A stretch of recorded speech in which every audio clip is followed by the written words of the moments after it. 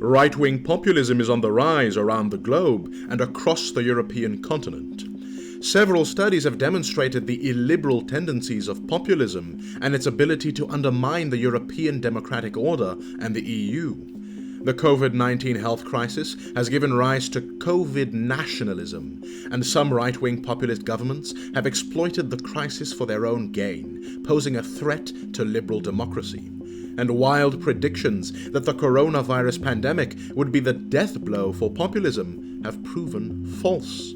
Now, more than ever, we as Europe need a collective strategy to provide a counterweight to this type of populism. So far, if we look at the ways mainstream political parties have responded to right-wing populism over the last 20 years, we can identify 4 categories: legal sanctions, disengagement strategies, engagement strategies, and discursive strategies.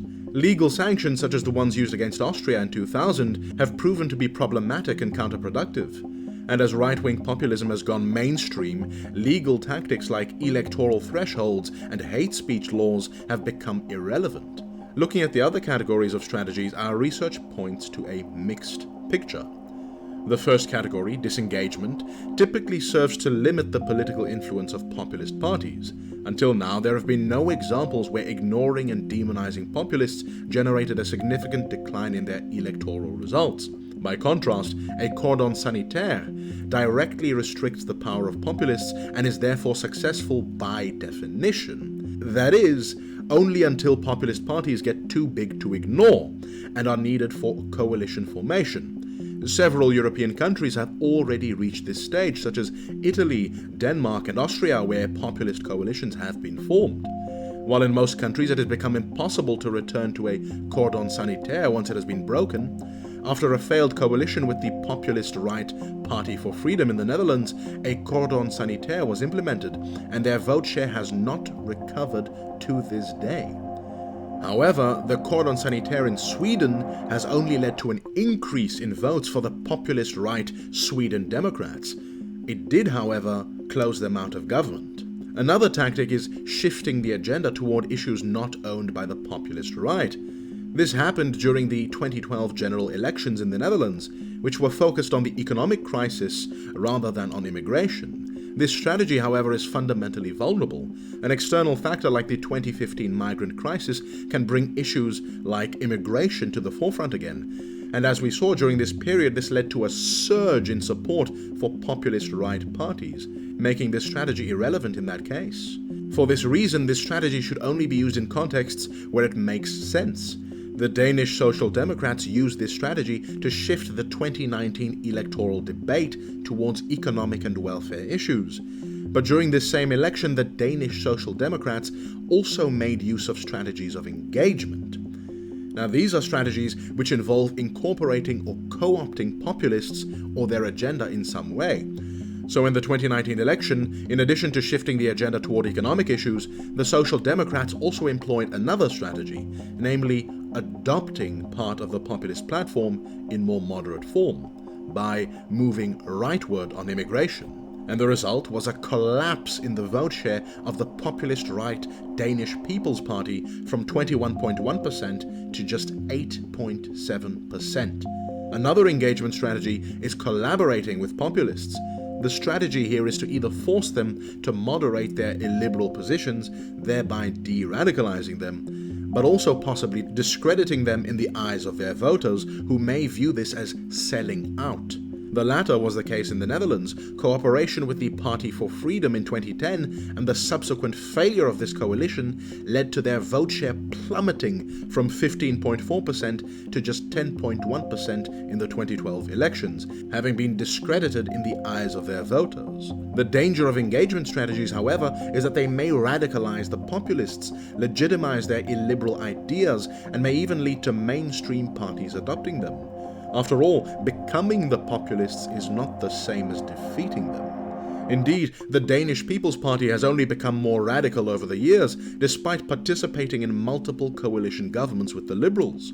When it comes to discursive strategies, rhetoric is important. You could put half of Trump's supporters into what I call the basket of deplorables. Our research shows that when mainstream parties use language that links attitudes about race and immigration to partisanship, they encourage political polarization on these issues, which benefits populist right parties. Similarly, when mainstream politicians try to educate populists by talking down to them, throwing facts or statistics at them, or attacking their entire belief systems, this only causes people to dig their heels in, reinforcing their pre-existing beliefs. What's more, when politicians closely cooperate with civil society organizations and actively revive grassroots mobilization, they can help citizens to feel sufficiently represented and connected to politics. In terms of language and communication, when mainstream politicians use vocabulary that unifies rather than divides people, they can bridge the gap between citizens and politics that populism feeds on. They should emphasize aspirational narratives, put forward concrete solutions, and explain said solutions. The framing of issues also matters. Many populist right voters view immigration as a threat to their culture and identity. A study by Eric Kaufman presented white British voters with two different narratives. One narrative emphasized how white Britons were becoming a minority in certain cities and that they should embrace this diversity. A second narrative talks about Britain's long history with immigration, but emphasizes that past immigrants assimilated into British culture and that future immigrants would do the same, leaving British culture relatively unchanged.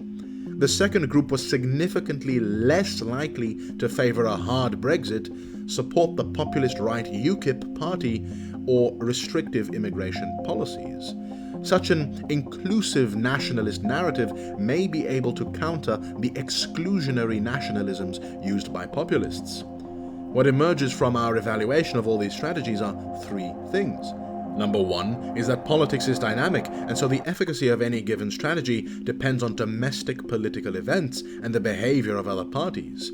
A cordon sanitaire is only effective if all parties commit to it.